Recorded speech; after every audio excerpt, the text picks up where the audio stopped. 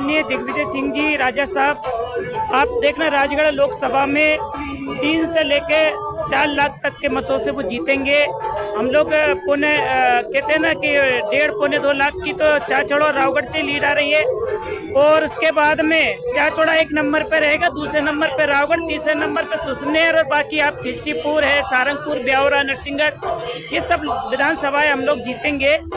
और क्योंकि देखिए अभी जो आप ईडी और सीडी दुनिया भर की चीजें जो सुन रहे हैं, जो देश के अंदर जो डराने का जो इस तरह का तानाशाही जो चल रही है, इसका जवाब देने के लिए युवा और किसान सब बैठे हुए हैं। क्योंकि आपने देखो 15 लाख का इन्होंने वादा किया था, 15 लाख काला धन किसानों के खातों में डालेंगे, 15 रुपए नहीं डाले। 2 करोड़ लोगों को नौकरी देंगे हर सालाना, वो भी कुछ नहीं दिया।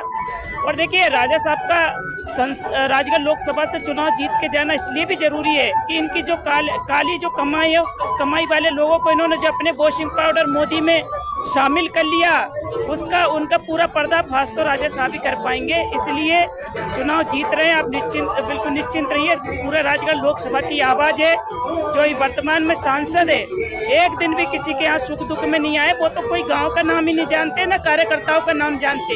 ऐसे व्यक्ति को क्यों चुनेगी क्षेत्र की जनता, किस लिए वोट देगी?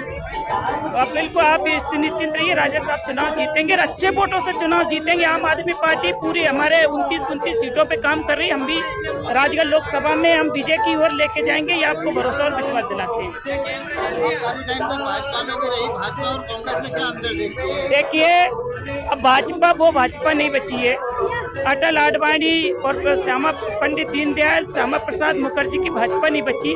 जो कांग्रेस का कचरा था, जो भ्रष्टाचारी थे, जो घोटालेबाज थे, वो पूरे भाजपा में आ चुके हैं। अब भाजपा गंदी हो गई है, अब भाजपा वो भाजपा नहीं बची। पहले भाजपा अच्छी थी, लेकिन अब भाजपा वो भाजपा नहीं है। अब बताइए आप, ज्योतिरादित्य सिंधिया मंदसौर किसानों के लिए मंदसौर कांड में लड़ रहे थे, तो क्या कहते थे कि ये हत्यारी भाजपा, इस भाजपा के हाथ किसानों के खून से सने हुए हैं।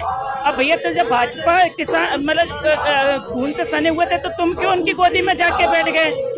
इसका जवाब गुना की जनता भी देगी।